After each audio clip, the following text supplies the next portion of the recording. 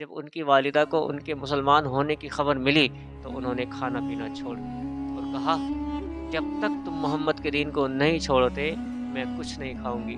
حضرت سعد رضی اللہ تعالیٰ عنہ نے کہا خدا کی قسم اگر تمہاری 1000 جانیں ہوں اور سب ایک ایک کر کے نکل جائیں۔ بسم اللہ الرحمن الرحیم۔ کیا آپ جانتے ہیں وہ کون سا پہلا شخص تھا جس نے بنا کسی جھجک کے، بنا کسی ثبوت کے، صرف ایک بات سنتے ہی نبی صلی اللہ علیہ وسلم کی بات پر یقین کر لیا اور کہا میں گواہی دیتا ہوں کہ آپ اللہ کے رسول ہیں؟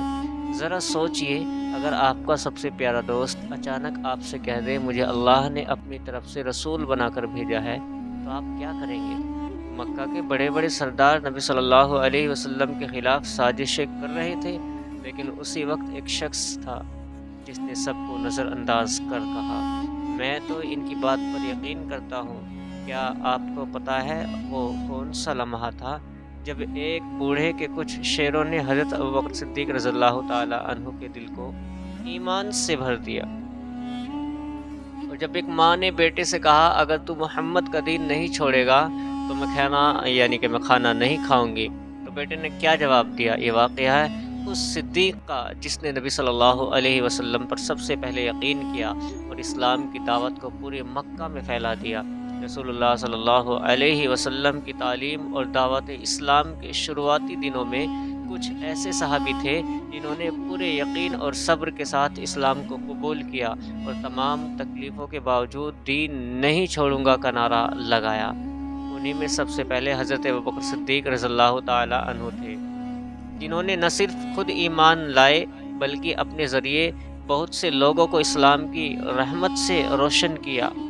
حضرت ابوبکر صدیق رضی اللہ تعالیٰ عنہ بیان کرتے ہیں جب میں یمن میں اپنی خریداری اور تجارت کا کام پورا کر چکا تو رخصت ہونے سے پہلے میں اپنے ایک دوست کے پاس گیا۔ اس وقت اس نے مجھ سے کہا میری طرف سے کچھ شعر سن لو جو میں نے اس نبی کی شان میں کہے ہیں۔ میں نے کہا اچھی بات ہے سناؤ۔ اس نے مجھے وہ شعر سنائے۔ پھر جب میں مکہ پہنچا تو نبی صلی اللہ علیہ وسلم اپنی نبوت کا اعلان کر چکے تھے۔ فوراً میرے پاس قریش کے بڑے بڑے سردار آئے، ان میں عقبہ بن ابی معیط، شیبہ، ابو جہل اور ابو البختری تھے۔ انہوں نے مجھ سے کہا اے ابو بکر، ابو طالب کے یتیم نے دعویٰ کیا ہے کہ وہ نبی ہے، اگر تمہارا انتظار نہ ہوتا تو ہم اب تک کچھ کر چکے ہوتے۔ اب جب تم آ گئے ہو تو اس سے نپٹنا تمہارا کام ہے۔ یہ اس لیے کہا گیا کیونکہ حضرت ابوبکر صدیق رضی اللہ تعالیٰ عنہ نبی صلی اللہ علیہ وسلم کے قریبی دوست تھے۔ ابو بکر رضی اللہ تعالیٰ عنہ فرماتے ہیں کہ میں نے انہیں اچھے انداز سے ٹال دیا اور سیدھے آپ صلی اللہ علیہ وسلم کے گھر یعنی کہ دروازے پر جا کر دستک دی۔ آپ باہر تشریف لائے، مجھے دیکھ کر فرمایا اے ابو بکر، میں تمہاری اور تمام انسانوں کی طرف اللہ کا رسول بنا کر بھیجا گیا ہوں، اس لیے اللہ پر ایمان لے آؤ۔ میں نے پوچھا آپ کے پاس اس بات کا کوئی ثبوت ہے؟ آپ صلی اللہ علیہ وسلم نے فرمایا اس بوڑھے کے وہ شعر جو اس نے تم کو سنائے تھے۔ میں حیران رہ گیا اور پوچھا آپ کو ان کے بارے میں کس نے بتایا؟ آپ صلی اللہ علیہ وسلم نے فرمایا اس عظیم فرشتے نے جو مجھ سے پہلے تمام انبیاء کے پاس آتا رہا ہے۔ حضرت ابوبکر صدیق رضی اللہ تعالیٰ عنہ نے کہا اپنا ہاتھ دیجیے، میں گواہی دیتا ہوں کہ اللہ کے سوا کوئی معبود نہیں اور آپ اللہ کے رسول ہیں۔ آپ صلی اللہ علیہ وسلم میرے ایمان لانے پر بہت خوش ہوئے، مجھے سینے سے لگایا، پھر میں نے کلمہ پڑھا اور آپ صلی اللہ علیہ وسلم کے پاس سے روانہ ہوا۔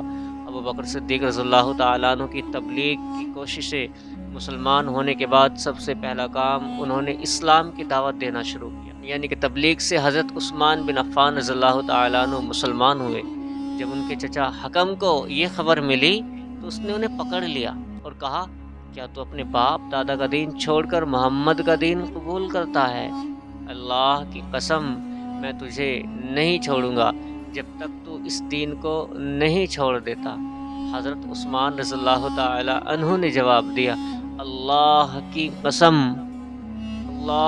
قسم میں اس دین کو کبھی نہیں چھوڑوں گا۔ ان کے چچا نے انہیں دھوئے میں کھڑا کر کے تکلیف دی، مگر وہ ثابت قدم رہے۔ رسول صلی اللہ علیہ وسلم نے ان کے بارے میں فرمایا، جنت میں ہر نبی کا ایک ساتھی ہوگا اور میرا ساتھی وہاں عثمان بن عفان ہوگا۔ ابوبکر صدیق رضی اللہ تعالیٰ عنہ کی کوششوں سے حضرت جبیر بن العوام رضی اللہ تعالیٰ عنہ، عمر تھی ان کی 60 سال، اور حضرت عبد الرحمن بن عوف رضی اللہ تعالیٰ عنہ بھی مسلمان ہوئے۔ جاہلیت میں ان کا نام عبد القعبہ تھا، جس سے رسول اللہ صلی اللہ علیہ وسلم نے بدل کر عبد الرحمن رکھا۔ عبد الرحمن بن عوف رضی اللہ تعالیٰ عنہ کہتے ہیں، امیہ بن خلف میرا دوست تھا، اس نے مجھ سے کہا، تم نے وہ نام کیوں چھوڑا جو تمہارے باپ نے رکھا تھا؟ میں نے کہا ہاں چھوڑ دیا۔ وہ بولا، میں رحمان کو نہیں جانتا، اس لیے میں تمہیں عبد الالہ کہہ کر پکاروں گا۔ اس دن سے مشرک مجھے اسی نام سے پکارنے لگے۔ حضرت سعد بن ابی وقاص رضی اللہ تعالیٰ عنہ، ابوبکر صدیق رضی اللہ تعالیٰ عنہ نے انہیں بھی اسلام کی دعوت دی۔ انہوں نے کوئی ہچکچاہٹ نہیں دکھائی، فوراً نبی صلی اللہ علیہ وسلم کے پاس جا کر ایمان لے آئے۔ اس وقت ان کی عمر 19 سال تھی۔ آپ صلی اللہ علیہ وسلم نے ان کے بارے میں فرمایا، یہ میرے ماموں ہیں۔ کیا کسی کے ایسے ماموں ہیں؟ جب ان کی والدہ کو ان کے مسلمان ہونے کی خبر ملی تو انہوں نے کھانا پینا چھوڑ دیا اور کہا، جب تک تم محمد کے دین کو نہیں چھوڑتے میں کچھ نہیں کھاؤں گی۔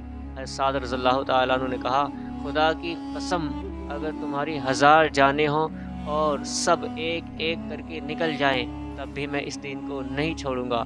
آخرکار والدہ نے کھانا شروع کیا، مگر وہ دروازے پر جا کر چلائی، کیا کوئی نہیں جو میرے بیٹے سعد کی مدد کرے تاکہ میں اسے قید کر دوں؟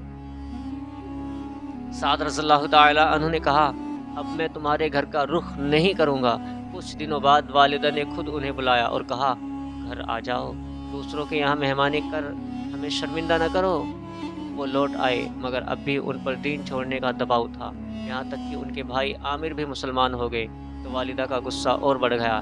یہ تھے حضرت ابوبکر صدیق رضی اللہ تعالیٰ عنہ، جنہوں نے نبی صلی اللہ علیہ وسلم پر سب سے پہلے یقین کیا، سب سے پہلے ساتھ دیا اور سب سے پہلے اسلام کی دعوت لوگوں تک پہنچائی۔ جب پوری دنیا شک میں تھی تب انہوں نے کہا، اگر محمد صلی اللہ علیہ وسلم نے کہا ہے تو یہ حق ہے۔ اللہ نے انہیں وہ درجہ دیا کہ نبی صلی اللہ علیہ وسلم نے فرمایا، ابو بکر کی مثال سورج جیسی ہے جو ہر دل کو روشنی دیتا ہے۔ اگر آپ بھی صدیق کے ایمان اور وفاداری سے محبت رکھتے ہیں تو کمنٹ میں دل سے لکھیے سبحان اللہ، اور اس ویڈیو کو آگے شیئر کیجیے تاکہ ہر دل میں ابو بکر صدیق رضی اللہ تعالیٰ عنہ کی روشنی پہنچے۔ آمین یا رب۔